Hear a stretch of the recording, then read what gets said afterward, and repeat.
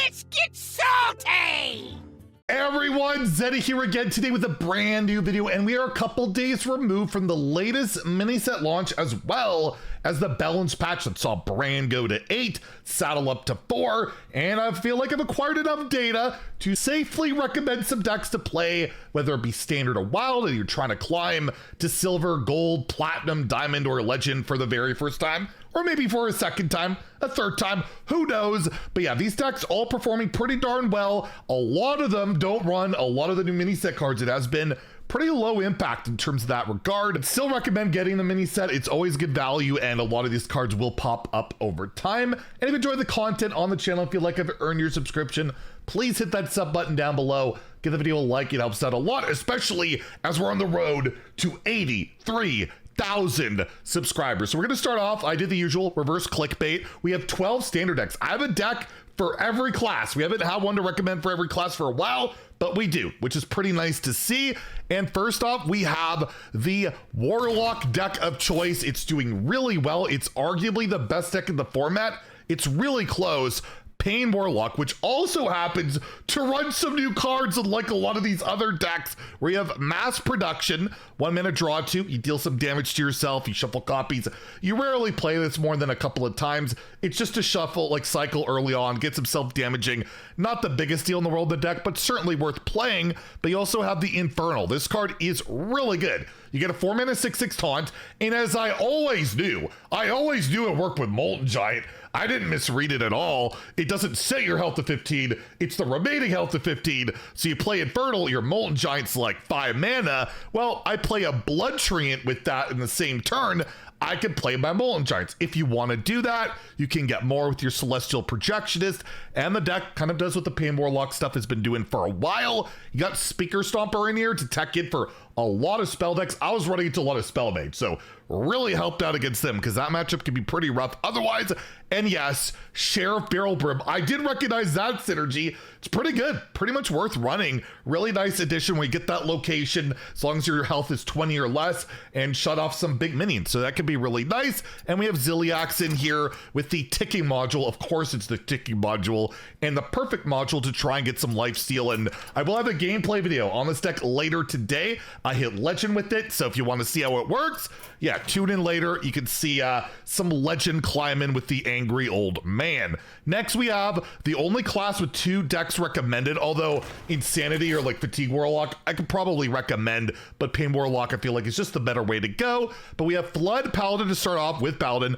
I don't think there's a single new card in the deck, but it's just really good where you got Showdown, just a busted card, get 6 minions on the board. You can trade up often with like a Crusader's Aura, cheat out a Sea Giant. You can trade up with Ziliax, which has Pylon module, and of course Ticking module. And yeah, it's absurdly good. You got Prismatic Beam to help fight for the board a bit more, and Flash Sale, all that good stuff. Really solid deck, one of the best in the meta, and can have some insane early blowout turns, especially with the Showdown Sea Giant Ziliax shenanigans.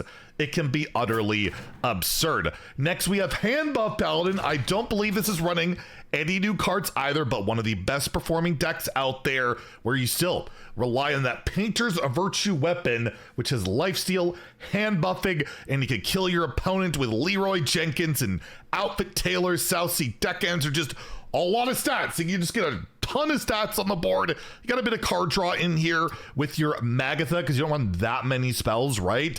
And Ziliax, again, this one is twin module, power module, so not ticking, because you copy it, you get that hand buff, you just get a bunch of stats on the board.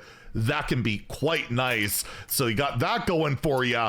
And you got the Titan in here as well. Another really solid deck. Not super, I don't feel like any of the decks, by the way, in this meta are super oppressive. Some are annoying, but nothing super oppressive, although Paladin is pretty darn good. If you look at the front page of H's replay, Paladin back on its throne. Next, we have Zarimi Priest, still doing really well. Again, Priest didn't really get cards this mini set, so I can't really blame them for not running new cards.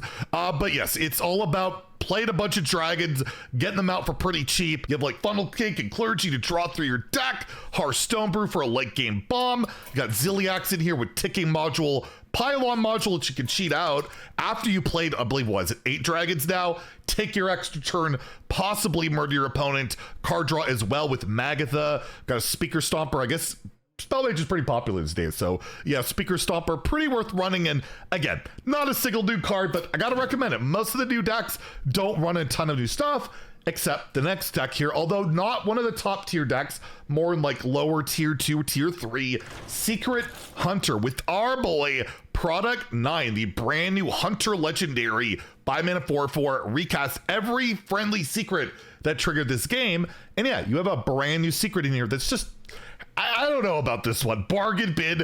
After your opponent plays a minion, spell, or weapon, draw a card of the other two types. So basically, your opponent does anything. You draw 2 cards unless it's like a location hero card. I thought you're supposed to be able to play around secrets to an extent.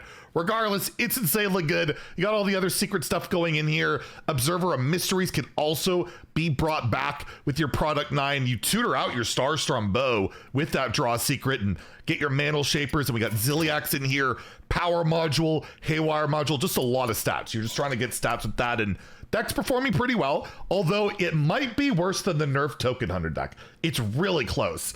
Saddle Up at 4 is still pretty good, so if you want to play your old Token Hunter, you still have that. You can give that a go. It probably could climb, but I gotta, suggest a bit of the newer stuff, and it seems to be pretty good. Reno Shaman, definitely trending really well. Only one new card, but what a freaking card. This thing is insane. Murloc Growthin, the Gigantify minion. You play this, you get that 8/8 version, which you can then shutter block and get a full board of like crazy Murlocs. And in Arena, card's insane as well. It's just so good. And it just goes into the regular Reno Shaman build you had before that was built around now the buffed Hagatha, which is still doing really well with Wish Upon a Star, and the Murlocs can get that Wish Upon a Star too. Really solid deck, probably the best Reno deck in the meta, although there's one we're going to talk about a little bit later that's still pretty good. And our ETC has a Dirty Rat, Dehydrate, a Rust Rot Viper, and our Ziliax is the twin module, perfect module just for a big board healing, and you can again shutter block that as well. I really like this deck. I haven't played it since the nerfs though. I should play that next. Maybe we'll do a gameplay video on this one next. I haven't done that since the new Murloc came in. We did do a gameplay, however, video on Spellmage, and it's a legitimate deck. It's not like super amazing good. It's very popular right now because it's new and Spellmage hasn't worked out. I'm sad that the late game stuff like the orb and the random Yogg box stuff isn't really, it's not worth playing. It's too expensive, but this deck does do the trick. You got Manufacturing Error is like the best card of the deck. Skull of Gul'dan without Outcast. Yeah, who would have thought that'd be good? You have the new card in here, Malfunction, which is just really good at dealing with the early board, although I have seen lists starting to cut it and just go for more burn. It's crazy how it's evolving, but I definitely think it's worth the cut. You could Stargazing into that card, or your Void Scripture, or into Light Show, which sometimes you just chain Light Shows and murder your opponent. I had a game yesterday on my Legend Climb where I dealt like 20, I swear it was like 20 damage in one turn with 2 Light Shows. It could be absurd. It's a pure burn deck. You're not fighting for board very heavily. You're mostly just trying to fight a little bit early with your weapon, with your Cosmic Keyboard, spot the difference. The rest, just trying to burn your opponent out, and it's pretty efficient. You got your random, of course, with your Glyph and all of that, and you can get the puzzle box thing from there, or the Yogg box. So deck's doing pretty well, and it is really fun. Yay, Sharpshooter. Yes, it's good. It's back. I died to a 3-mana Sharpshooter on turn 4 on my Pain Warlock Legend Climb. That will not be in the video. I was not happy. They basically double discounted it with the Wayward Sage. But yeah, Blind Eye at 4, still worth it with the whole Umpire's Grasp package where you get that demon package. But the new Naga in here, the 1-mana one, that even though it's bugged, Sock Puppet Slither Spear does not work with weapons right now. It only works with like momentum, your hero power, Burning Heart, all that stuff. It just doesn't work with Grasp. Still really good. It's a 1-mana Naga. It gives you damage and draw. It's just an absurd card, and I cannot believe the harassment I took over complaining that this card shouldn't be 3 mana, and at 4 it's still driving me crazy. So there you go. And the Titan in there, you could do like set it up with like Mana Cheat for just a big Sharpshooter bomb, or just a big board presence. So if you like the style of Demon Hunter gameplay, this deck is absolutely valid. Excavate Rogue is probably the most popular rogue deck out there. Not top tier, but really solid. And you have one new card in here, Dubious Purchase just they're running like one copy of it, but prepping that out and killing a big thing can be really nice. You know, the usual stuff. You want to get Drilly, which you can tutor pretty well with Pit Stop. So you like Pret, Pip Stop, play your Drilly, basically fully excavate, Shadow Step, Break Dance, replayed a billion times. And you got Sony in here for some extra value and bombs, and you can like Valira's Gift and get some weapon damage in there too. It's kind of a pretty versatile deck, and you got Velorock, and yeah, your opponent's gonna have to play around every card in the game. It's pure random nonsense, but it cheats a lot of mana, so it can work out in your favor some of the times, and then some of the times it doesn't. But I guess that's just Rogue these days, with Ziliax being ticking module and perfect module. Next we have, yes, I am recommending it. Yes, the numbers are still good. It's not as good, but it's still like a tier 2 deck. Reno Warrior, 8 mana brand, is still competitive. It's still good enough. The rest of the deck has not really changed a heck of a lot. You can still do the Boom Boss thing, the Ziliax thing. The only thing it's changed is this comes down a little bit later. Part of the reason I was not really thrilled with that nerf, because Bran is infuriating to face because of what he does, doubling the battle cries. But yeah, you can still play him. Again, it's not as good. The nerf certainly dialed the deck back significantly. It's just crazy that 2 mana on this and it doesn't kill the deck. That shows how good this deck has been. And if you like that Reno Warrior gameplay and you want to play that Bran, you still have it. The deck is absolutely valid. You have your twin module, perfect module, because you want to get those mechs resummoned by an adventure boom and double up with your brand, and your ETC is armor vendor, which you can just get a bunch of armor with your brand, celestial projectionist, and gaslight to redraw through your deck if you're looking for something specific. And yeah, I don't think it's changed a ton, and it is still doing really well. And I cannot recommend the big mech decks, because I think the best win rate I saw on one was sub 40%, but maybe try out Regis's list. I saw he uploaded a video. Regis still uploads Hearthstone. How about that? Every once in a while. Next we'll have Druid. Hybrid Druid seems to be the way to go. I don't think this deck has any new cards. Very similar to what we saw before the mini set went live, where you got the dragons, you got the spell damage package, the hero power package. It all just kind of works together. You rip through your deck with like Spread the Word. Woodland Wonders on curve with the location is insane. It's kind of like a bird deck, like the mage deck, but a little bit more late game based with your like Trog Gem Tosser, Chia Drake, and you got Ziliax in here with ticking module, pylon module. Deck's still performing pretty well, but again, not really any new cards in there.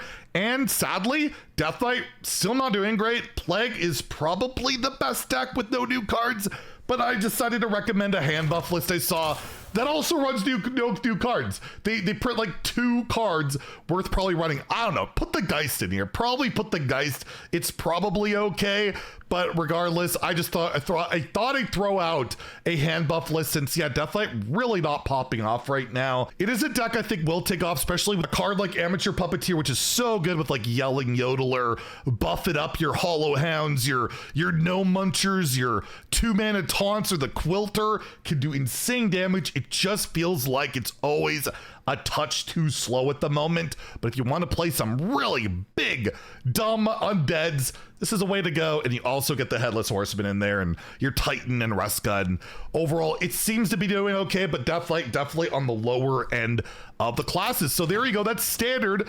A deck for every class. I managed to pull that off. Hopefully they're good enough. And we do have Wild, where I do think like the best deck of Wild is the Demon Seed. Repackage or mass production, sorry, is absurd. You combo that with Dark Lair, you can like complete your whole quest in like a turn, get Molten Giants out, Flesh Giants out, and Prison Horrors out. It's disgusting. And then you complete your quest, and then you just murder your opponents with mass production. Would not be shocked if this card gets banned from Wild or something happens to the Demon Seed, because yeah, it's pretty impressive. There's the 40 card version Martian Boo played, where you have like Infernal into Molten Giant for like 0 mana, which is a pretty cool combo, but I feel like the 30 card is performing more consistently. The numbers are showing that as well. So if you want to play some Demon Seed, it is kind of fun to play. I have played it a good amount, but it's basically single player mode. It really is, and it can be very toxic. Well, I mean, it's a wild deck. It's toxic. We got Big Shaman, one of the best decks out there. We got Fairy Tail Forest into Muck Morpher, cheat out a giant minion, which you can reincarnate, Ancestral Spirit, give it Wind Fury. It's just about cheating out these things, and you can chain like Thunderbringer into other stuff. It's a total scam deck, but but it works pretty well when, again, you have the location and you have Gavel, like lots of ways to get that Muckmorpher out really fast. I could probably recommend like 4 different rogue decks: straight pirates, the giant rogue, Kingsbane rogue. There's so many decks. I'm gonna go with the one I've seen hit rank 1 quite a bit lately, Pirate Rogue, where you just draw your deck with Toy Boat, and then once your deck's empty, you can kill your opponent with Street Trickster into your Garrotes and just murder them, right? Like that's the way. You just draw so many cards, and then if you haven't killed them with your pirates, you just kill them with Garrote damage, and it's very effective. Ziliax has Pylon and Ticking Module in there, but yeah, I guess that's the rogue deck of this video. I'll recommend. We'll recommend another one. Rogue is just Secret Passage enables anything you want in Wild. It just does. Even Paladin still performing pretty well. Gen Greymane still doing some work in the Wild. Call to Arms into a lot of cards that are just really hard to remove, and then you Crusade his Aura or Flash Sale and kill your opponent. And you got healing and like Plushie and more damage with your Horn of the Windlord. And Ziliax is Pylon and Ticking Module. So yeah, again, still relevant. And of course, the Shadow Priest. Go face. You face the Warlocks that are dealing damage to themselves, Mind Blast them, murder them, punish them for it. And also, it's a very good deck. Be able to cheat out like Thirsty Drifters, Frenzy Fellwings, or just play Void Touch Attendant on 1 and win most of your games, because this card is absolutely absurd. So there you go, 12 standard decks, 5 wild decks. Hopefully you guys have some good climbs. If you enjoyed the video, please like and subscribe. Have a great day and stay salty, my friends.